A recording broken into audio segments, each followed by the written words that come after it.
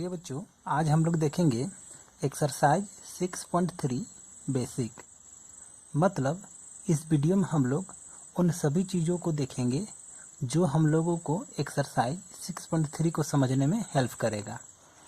इस वीडियो में जितना भी चीज़ों को मैंने बताया हूँ, उन सभी चीज़ों को अगर आप समझ जाइएगा तो एक्सरसाइज 6.3 आपके लिए बहुत ही आसान हो जाएगा। तो चलिए सबसे पहले देखते हैं कि इस बेसिक क्लास में हम लोगों को क्या क्या चीज़ सीखना है। तो सबसे पहले हेडिंग देखिए, लिखा हुआ है क्या कि त्रिभुज की समरूपता की कसौटियाँ। मतलब ये हुआ कि जैसे दो त्रिभुज रहेगा दिया हुआ, तो कब कब समरूप होता है उसको हम लोग सीखेंगे इस हेडिंग के अंदर पर। तो उसके लिए सबसे पहला कसौटी है ना। तो सबसे पहला कसौटी है एंगल एंगल एंगल की समरूपता। तो एंगल एंगल एंगल की समरूपता, एंगल मतलब होता है कोण, आप लोग जानते होंगे, इसलिए इसको हिंदी में कोण कोण कोण की समरूपता भी कहा जा सकता है। तो एंगल एंगल एंगल की समरूपता क्या कहता है उसको पहले देख लीजिए कि दो त्रिभुज समरूप होंगे यदि एक त्रिभुज का तीनों कोण दूसरे त्रिभुज के संगत तीनों कोण के बराबर हो। मतलब इस त्रिभुज का तीनों कोण इस त्रिभुज के संगत तीनों कोण के बराबर रहेगा, तो हम लोग कहेंगे कि दोनों त्रिभुज हम लोग का समरूप है। ठीक है, तो उसी को यहाँ डायटिस करके समझाया गया है रिटेन में कि यदि त्रिभुज ए बी सी मतलब ये तथा त्रिभुज पी क्यू आर, इसमें angle A equal to angle P, angle B equal to angle Q और angle C equal to angle R. यहाँ पर देखिए लिखे हैं A equal to P, B equal to Q and C equal to R. तो ऐसा स्थिति पर आप कहिएगा कि ये एंगल एंगल एंगल की समरूपता से त्रिभुज ए बी सी समरूप है त्रिभुज पी क्यू आर। तो उम्मीद करते हैं ये समरूपता की कसौटी आपको समझ में आ गया होगा, जिसको आपको उतार लेना है और याद रखना है और साथ ही साथ समझना भी है। केवल इसको पढ़ करके याद रखने से नहीं चलेगा, समझना भी पड़ेगा कि अगर एक त्रिभुज का तीनों कोण दूसरे त्रिभुज के संगत तीनों कोण के बराबर रहे तो दोनों त्रिभुज समरूप हो जाते हैं। ठीक है, अब देखिए दूसरा बात इसमें सीखना है एंगल एंगल की समरूपता। अगर आप ध्यान दीजिएगा तो ये जो समरूपता है वो इसी से निकला है।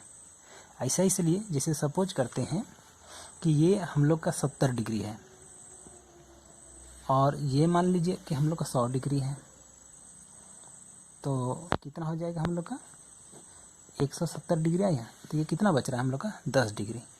अब हम कह रहे हैं कि ये अगर 70 तो ये भी 70, ये 100 तो ये भी 100, ऐसा कह रहे हैं। तो जो बच रहा है, अगर ये 10 बच रहा है तो ये भी 10 से न बचेगा।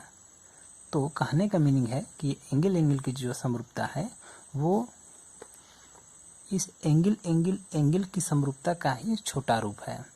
क्योंकि अगर कोई त्रिभुज का दो कोण आपस में बराबर हो तो तीसरा कोण खुद अपने आप बराबर हो जाता है। तो उम्मीद करते हैं कि ये बात जो हम बोल रहे हैं वो आप लोग को समझ में आ गया होगा। और अगर नहीं समझ में आया है तो सीधे सिंपल याद रखिए कि एंगल एंगल की समरूपता। तो दूसरा में हम लोग को समझना है क्या कि एंगल एंगल की समरूपता। तो जैसे कि एंगल एंगल से ही पता चल रहा है क्या कि एक त्रिभुज का दो कोण दूसरे त्रिभुज के संगत दो कोण के बराबर होगा ना। तो उसी चीज़ को यहाँ पर लिखा गया है कि दो त्रिभुज समरूप होते हैं यदि एक त्रिभुज का दो कोण दूसरे त्रिभुज के संगत दो कोण के बराबर हो। इस तरह से दो त्रिभुज बना लिए हैं। उसके बाद लिखें, देखिए डैट इज, कहने का अर्थ है कि यदि त्रिभुज ए बी सी मतलब इस पे तथा त्रिभुज पी क्यू आर में मतलब इसमें पी क्यू आर में, ये दोनों में अगर हम लोग देखेंगे और ऐसा मिल जाए कि ये और ये बराबर हो जाए और ये बराबर हो जाए तो दोनों समरूप होंगे। और इस समरूपता का नाम क्या देंगे हम लोग, एंगल एंगल की समरूपता, है ना। तो इसी को यहाँ पर लिख दिया त्रिभुज, यदि त्रिभुज ए बी सी तथा त्रिभुज पी क्यू आर में angle A equal to angle P और angle B equal to angle Q, तो एंगल एंगल की समरूपता से त्रिभुज ए बी सी समरूप है त्रिभुज पी क्यू आर। तो उम्मीद करते हैं ये भी आपको समझ में आ गया होगा। अब देखिए तीसरा चीज़ है हम लोग का साइड की समरूपता। साइड मीन होता है भुजा, तो भुजा की समरूपता भी कह सकते हैं इसको। तो साइड की समरूपता क्या कहता है, तो ये कहता है दो त्रिभुज समरूप होंगे यदि एक त्रिभुज का तीनों भुजाएं दूसरे त्रिभुज के संगत तीनों भुजाओं के अनुपातिक होंगे।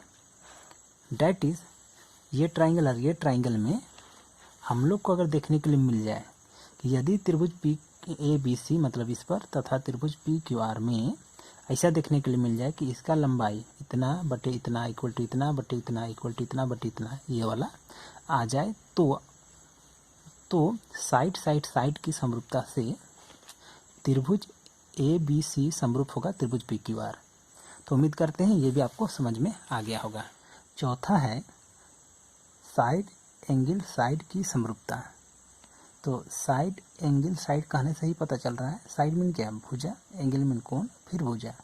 तो दो भुजा और बीच का कोण इसी से रिलेटेड है ना। तो क्या कहता है, तो चलिए देखते हैं। तो साइड एंगल साइड की समरूपता, तो इसमें कहता है क्या कि दो त्रिभुज समरूप होंगे यदि एक त्रिभुज की दो भुजाएं दूसरे त्रिभुज की संगत दो भुजाओं के अनुपातिक होंगे तथा उनके बीच का कोण बराबर होंगे, है ना। तो जैसे कि यहाँ पर दो त्रिभुज मैंने पहले से बना लिया हूँ। उसके बाद अगर हम लोग को मिल जाए इस तरह से कि यदि त्रिभुज ए बी सी तथा त्रिभुज पी क्यू आर में अगर हम लोग को मिल जाए कि इनका दो भुजा अनुपातिक हो, मतलब जैसे इतना बटे इतना और इतना बटे इतना, ये भुजा और ये भुजा और ये भुजा और ये भुजा अनुपातिक हो, इनका बीच का कोण ये वाला इस कोण के बराबर रहेगा, तो दोनों समरूप हो जाएंगे।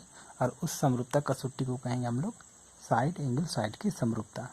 तो लिखेंगे इस तरह से कि त्रिभुज ए बी सी तथा त्रिभुज पी क्यू आर में ए बी बटे P Q equal to A C बटे पी आर तथा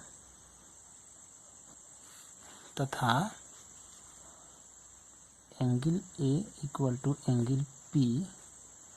तो कौन सा समरूपता, तो साइड एंगल साइड की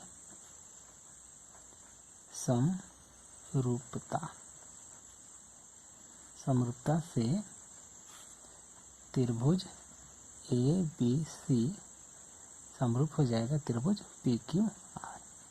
तो यही इस समरूपता का कसौटी का कहना है, साइड एंगल साइड की समरूपता की कसौटी का। तो उम्मीद करते हैं आप लोग को समझ में आ गया होगा। तो वीडियो को लाइक कर दीजिएगा और इस चैनल से जुड़े रहने के लिए सब्सक्राइब बटन को दबाइए और बेल आइकन को प्रेस कर दीजिए।